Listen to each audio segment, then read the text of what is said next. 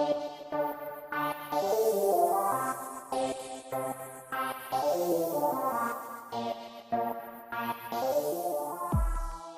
about to do my third Christmas now with Thomas Pink, so actually quite excited and feeling that for the first time in 3 years a little bit more prepared than we were last year, but still not quite as prepared as we could have been. But I guess that's just the way it goes in retail. So what I thought I would do is just basically it's probably going to be quite repetitive actually. I noticed that Martin's already covered most of what's in my slides, so I will run through it relatively quickly.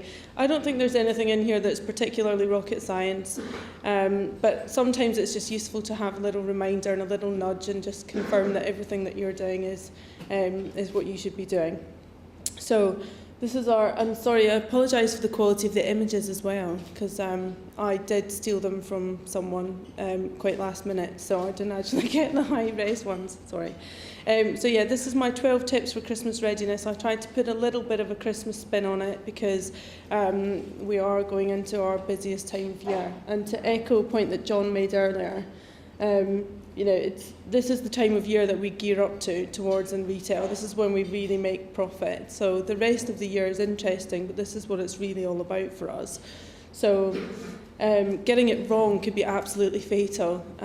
So it's really important that you have a plan. So I can't stress the importance of that enough. To fail to plan is to plan to fail. And if you haven't got a plan, I mean, quite frankly, 2013 is done now.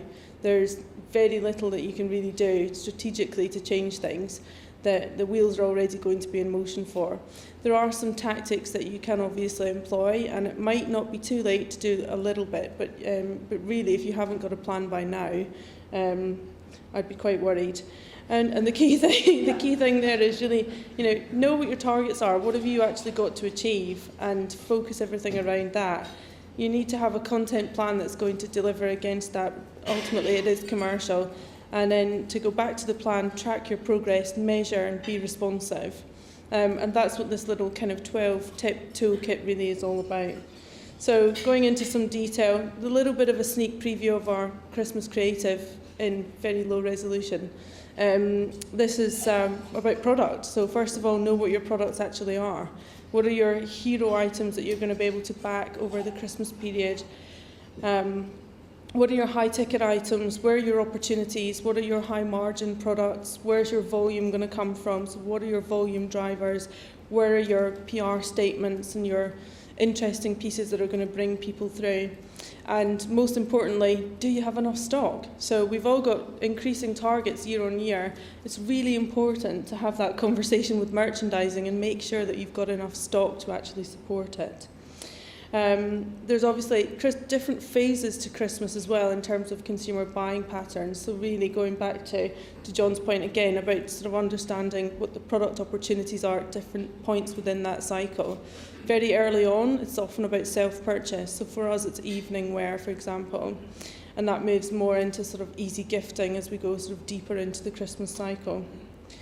I think it's vitally important to involve the people. You all work in teams, and that's an e-commerce team. It's also part of a retail team. It's part of a wider team. To that end, have you got enough people?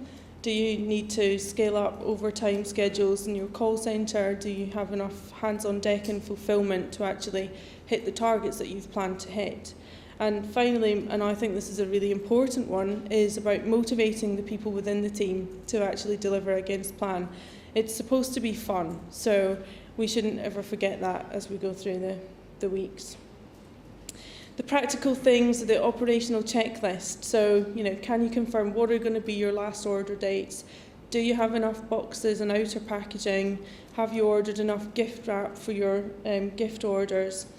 Can you offer an extended returns policy, and do you have a hassle-free returns policy already, and are those messages clear? Store opening times, are those going to be updated on the website so that customers can easily find them? And going back to Martin's point as well about click and collect, timing and availability, if you're shipping from the DC, sometimes you can't have this during your dip period in between Christmas and New Year because you physically can't ship to store either. But if you're a pick from store model, then happy days, that's brilliant. You can really promote that a lot in that kind of gap period. but just know what you have to do there. In some cases, you might have to switch some of those items off earlier in order to prepare for being ready for that. Number 5, plan your promotions. So everybody has a little promotional calendar up their sleeve for Christmas. There are lots of different types of promotions. It doesn't necessarily have to be discount driven. Things like free delivery, express delivery for loyal customers, working with VIPs, etc. Complimentary gift wrapping is a really straightforward one. And then perhaps you have some seasonal offers for sort of Black Friday, kicking for us in the US predominantly following Thanksgiving. And then everybody in retail does at least one 20% off day. So when is that going to be? Again, key thing there is definitely make sure you have stock for that, performance ready for the traffic peaks. And for every single promotion that you do, you should have some volume and ROI targets around that. So why do it unless you have a reason to do it, and make sure you can execute against all of the channels that you have at your disposal to tell people that you're doing it. Seems an obvious one, optimise the website. Martin talked a lot about this. If you're promoting gifts, make sure people can find them.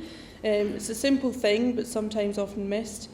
Optimise your landing pages as well. So the entry pages that people are coming into the site from, be that from search or from email, make the journey consistent and make it easy for them to find their way around. Have your delivery promises and your customer promises very clear on the website with regard to delivery options, dates, any returns policies. Make that information accessible to people because they will be looking for it. Promote gifting. It's Christmas, so complimentary gift wrap, I've said, it's a really easy promotion to have on there that will help drive conversion. Gift category navigation and gift vouchers. Let's not forget the importance of vouchers at this time of year. Can they easily be found from the website itself? Number 8 is about providing content. We're all very good at this and we spend a lot of time putting content together. Make sure it's relevant and make the most of the imagery and video assets that you might have, because they're really good tools to drive traffic to the site. So make sure your content is optimised, and that means that it's visible in search engines and people can actually come find you, and device ready. So Mo has spoken extensively about the importance of it being accessible on different devices, and now we know the importance of desktop. We shouldn't forget about how important that one is too, and of course your social channels too. Number 9, you can be tactical. So when I say if you haven't got a plan, it's a bit late for you now, you're kind of up the Swanee. You can still be tactical. There are a few things that you can do. Just going back to look at channel performance, things like optimising paid search is just being smart about the ad copy, looking at long tail, making sure you've got gifting ad groups into your ad group campaigns, contextual ads, being tactical around your promotions, and making sure that the landing page experience is commensurate with the actual advert that you're posting. You could have a few banker promotions up your sleeve. So going back to the point that was made earlier about the weather, what can you do to counter these kind of potential external circumstances that can come and catch as a cropper. I would always say that context is important, and make sure you're able to measure and respond to what's actually happening in demand. And paid search is a really easy example because it is tactical. So already now there's a peak in gifting keywords for searches. So kudos to the people that are already in there and have their ad groups actually live, and shame on the rest of us because we haven't got there yet. Sale. Can't forget about it again, so planning in terms of when you're actually going to launch. Is it something that goes early online to sort of help bridge the gap? Do you wait and hold off and go with stores? How do you actually execute that? And how are you then going to communicate that to customers? And often it's quite nice to have a preview maybe for loyal customers. Loyalty is very important. And of course all of this needs to have targets set aside it, and of course you need to have the stock for it. So those would be my tips there. Nearly at the end now, I'm racing through. Don't forget about performance. So we've got a great sales plan, we know what we want to do, we've got the stock. Can the website actually support it? Don't forget to talk to IT, make sure that you have people on hand to help support the peaks that you will have in traffic. and the checkout, and of course the platform provider if you work directly with the platform. And finally, the 12th tip is don't forget to celebrate. So Christmas should be fun. A happy team should lead to better productivity. And yeah, it should be enjoyable, and it shouldn't be like hard work. As I say, this is what we spend the whole year gearing up for, so we ought to have some fun along the way. And celebrate the short wins, the small wins, and the long wins at the end of it.